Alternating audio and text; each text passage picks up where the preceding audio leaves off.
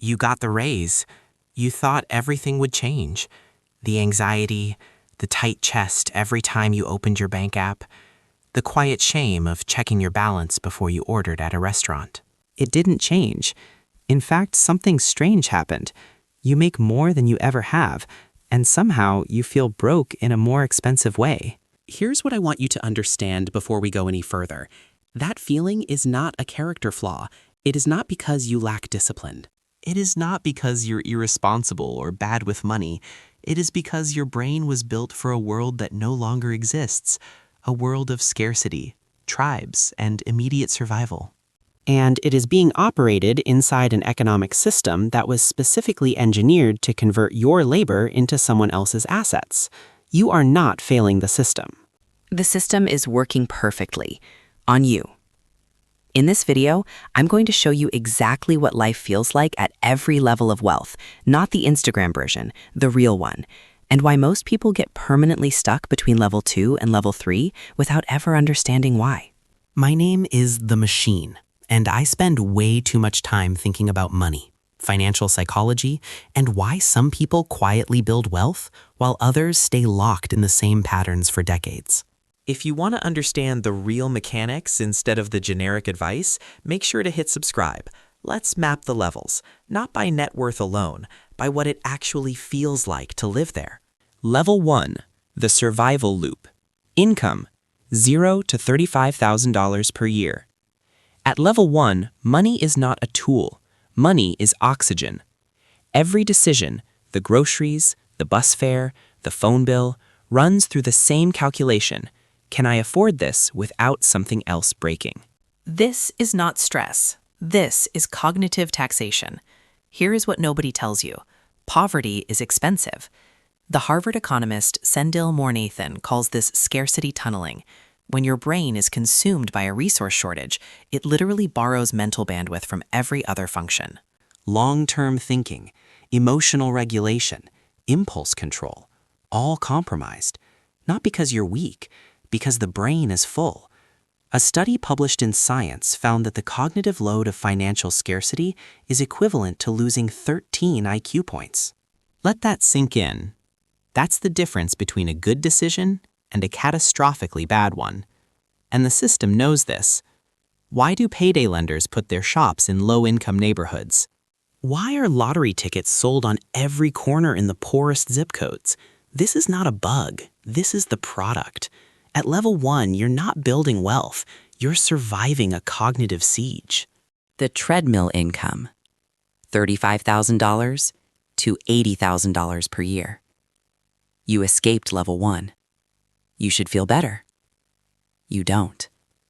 Welcome to Hedonic Adaptation, the brain's most brutal trick. Neuroscience shows that within approximately 6 months of a positive income change, your emotional baseline returns to exactly where it was before. The raise disappears into your nervous system like it never happened.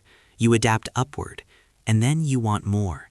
This is the level where lifestyle creep quietly executes you. You're not buying mansions. You're buying the nicer apartment, the car payment that feels responsible, the subscriptions that each cost less than a lunch. Individually, these are nothing. Together, they are a perfect machine for consuming exactly as much as you earn, and sometimes more. Here is where the math gets brutal. The average American household at this income level carries $6,000 in credit card debt at roughly 20% APR. If you make minimum payments, you will pay that debt off in approximately 17 years. You will have paid $8,900 in interest alone. You didn't buy things with that $8,900. You bought the permission to buy things slowly. You purchased debt at retail price. Level 2 is the most dangerous level because it's comfortable enough that you stop feeling urgency, but it's not wealthy. It's performing stable. Level 3, the illusion of arrival. Income, $80,000 to $250,000 a year. This is where it gets psychologically complex. At level 3, the financial pressure softens, but a different pressure appears: status anxiety. Because now you are inside a social layer where everyone around you is also earning well, and the comparisons become more precise, more vicious. Your neighbor has a Tesla. Your colleague just bought a second property. Your LinkedIn feed is a constant highlight reel of people who appear to be winning harder than you. This is loss aversion at work, one of the most well-documented biases in behavioral economics. Kahneman and Tversky showed that losses feel twice as painful as equivalent gains feel good. Falling behind your peer group registers in your brain like a threat to survival, so you spend to keep up. You buy to not feel left behind. You optimize for the appearance of wealth instead of the accumulation of it. Here is what nobody at this level says out loud. They are mostly borrowing their lifestyle. A Vanguard study found that households earning between $100,000 and $200,000 have a median net worth that lags significantly behind their income bracket, because income at this level is often immediately consumed by mortgage upgrades, private schooling, luxury vehicle financing, and social spending. High income, low wealth. They look rich. On the spreadsheet, they're fragile. The trap of level 3 is that it feels like success, and that feeling is the most expensive thing you will ever buy. Level 4, the quiet accumulation. Net worth, $500,000 to $5 million. Most people never see level 4 from the inside. The ones who reach it are almost invisible. They don't post on social media. They drive cars that are 4 years old. They live in houses that are nice but not conspicuous. They are, in every visible sense, boring, and they are building something enormous in silence. The psychological signature of level 4 is what behavioral economists call delayed gratification architecture. Not willpower, not discipline, but systems that remove choice from the equation entirely. Automated investments, pre-committed savings percentages, friction rules, the 24-hour waiting period before any discretionary purchase over $200. These are not habits. They are structures that make the right decision the only easy decision. Here is the math that almost no one shows you clearly. Someone who invests $1,500 per month starting at age 30, earning an average of $2 million by age 60. Someone who starts at 40 with the same contribution and the same return has $890,000. Same discipline, same amount invested per month. The difference? $1. $3 million was purchased with 1 decade of not waiting. Level 4 is not about income.